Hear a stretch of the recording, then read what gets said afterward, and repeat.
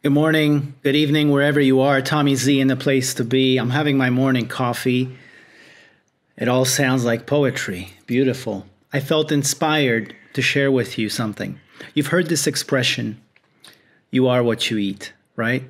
And I always talk about this, not just in terms of food, but about all of the experiences that shape you, the books you read, the music you listen to, the folks that you spend time with. All of this shapes you. All of this influences who you become. But in my spiritual tradition, Fridays are a day of fasting, meaning you abstain from certain foods. Some people abstain from eating food at all. And this idea occurred to me that you are what you eat, but also you are what you don't eat.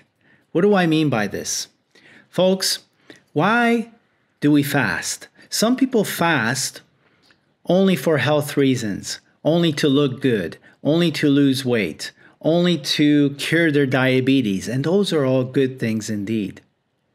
But there's an even bigger, more powerful, more profound benefit to fasting. And you know what it is?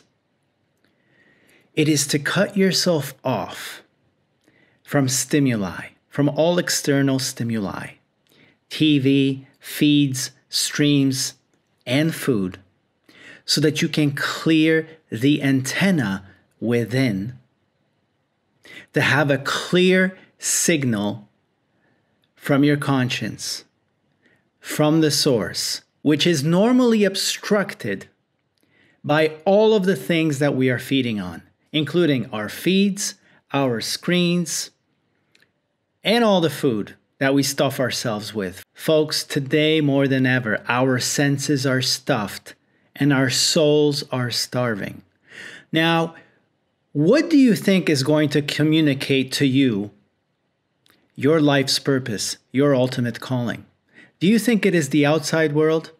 Folks, the outside world doesn't care about your calling. Inside of you is a signal waiting to be heard. It doesn't yell like the world does. It doesn't do clickbait. It doesn't do loud, crazy, fast cuts. It's a small, still voice, but it's a voice of truth. And this voice is trying to communicate to you what your calling is, what your life purpose is, who you really are, and what you should be doing. And most people tune that voice out. That voice is drowned out, feeding too much on the feeds, being scattered all over the place in the world, giving our senses to all these different things that don't amount to much in the end. So the entire idea of you are what you eat and you are what you don't eat is simply to cut yourself off from all the stimuli and to be able to sit in silence with a clear antenna without interference of all the stimuli, of all the distractions, of all the things that we bring into our life. Initially, it's uncomfortable. You're restless. Your mind is like, I need something to distract me. Folks, that just shows you how ill we are. What kind of a bad place we've gotten ourselves into where we cannot sit still for a moment without some kind of distraction.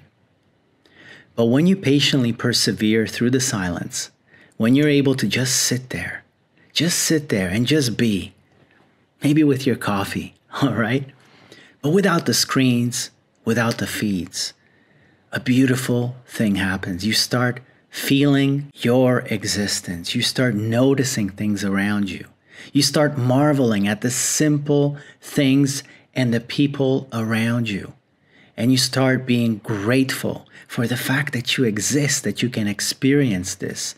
And the gratitude for being here on the greatest show in the universe, which is your life, with all of its ups and downs, is something that you start to experience for the first time when you allow yourself to feel yourself and your aliveness without the phone, without the screens, without a bunch of noise interrupting the signal. The ultimate path to living a life full of aliveness, full of joy and peace is to, first of all, to be able to sit alone in silence, is to be able to sit alone without stimuli, to be able to hear the voice within that will then instruct you as to your unique calling, your path, and the way that you can possibly get there.